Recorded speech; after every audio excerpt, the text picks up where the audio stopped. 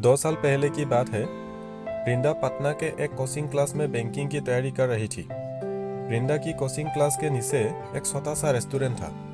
वृंदा और उसकी फ्रेंड्स अक्सर क्लास के बाद उस रेस्टोरेंट में 7 या 16 भटूरे खाने के लिए जाया करती थी, क्योंकि उस रेस्टोरेंट के 7 और 16 भटूरे काफ़ी फेमस थे। एक दिन वृंदा का बर्थडे था, तो वृंदा के फ्रेंड्स ने एक प्लान बनाया कि क्लास खत्म होने के बाद हम लोग नीचे के रेस्टोरेंट में वृंदा का बर्थडे सेलिब्रेट करेंगे। क्लास खत्म होने के बाद वृंदा के फ्रेंड्स ने वृंदा को नीचे रेस्टोरेंट में बुलाया और वृंदा को अपने बर्थडे का सरप्राइज दिया। अब सभी मिलकर बर्थडे को सेलिब्रेट करने लगे। उस रेस्टोरेंट के काउंटर पे एक 26 साल का लड़का कैशियर का काम करता था।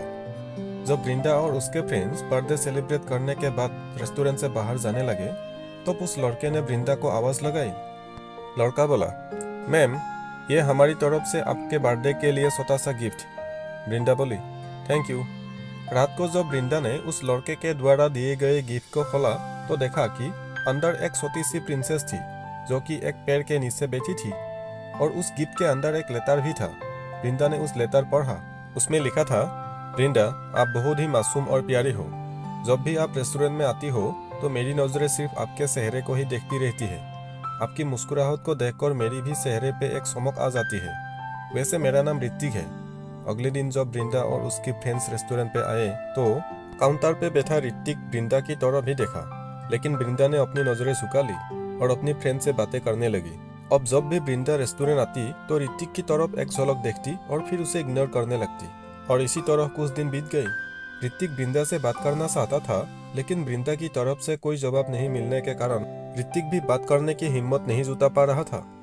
एक दिन जब क्लास के बाद वृंदा रेस्टोरेंट आती है तो देखती है कि काउंटर पे ऋतिक की जगह कोई दूसरा लड़का बैठा है। वृंदा सोचती है कि शायद ऋतिक का तबीयत खराब होगा, इसलिए वो आज काम पे नहीं आया। लेकिन देखते ही देखते एक सप्ताह बीत जाता है।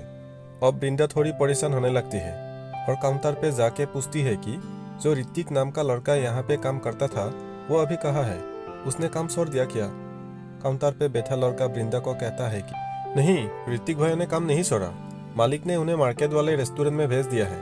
अगले दिन वृंदा उस मार्केट वाले रेस्टोरेंट पे जाती है तो ऋतिक को देखकर उसके चेहरे पे एक मुस्कान देखने लगती है। ऋतिक वृंदा को देखकर तुरंत काउंटर से बाहर आ जाता है और कहता, मैम, आप यहाँ पे और आपके फ्रेंड्स नहीं आए? वृंदा बोली, नहीं, बात ऐसी है कि मैं कुछ काम से मार्केट आई थी और मुझे थोड़ी भूख भी लगी थी, तो मैं यहाँ आ गई।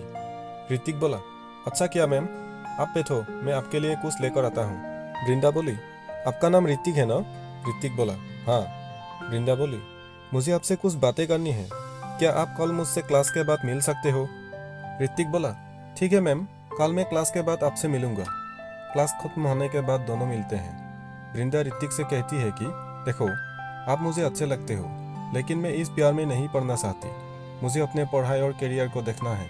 ऋतिक ने कहा, देखो मैम, मैं ऐसा कुछ नहीं करूंगा जिससे कि आपकी पढ़ाई को नुकसान हो, लेकिन मैं क्या करूं, आपको देखते ही देखते मुझे कब आपसे प्यार हो गया मुझे पता भी नहीं चला। अब दिल चाहता है कि अपनी पूरी जिंदगी आपके साथ रहूं।